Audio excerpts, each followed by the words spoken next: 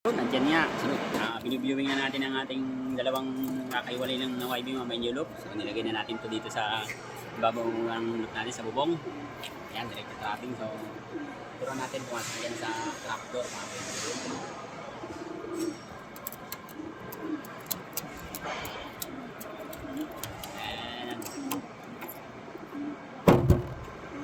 Alright, marunong na si Matapang. So si Mabait na lang mga loop.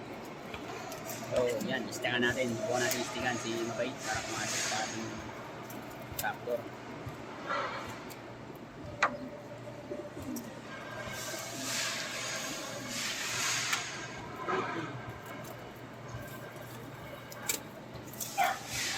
So, yan yung unang hakbang natin sa kanila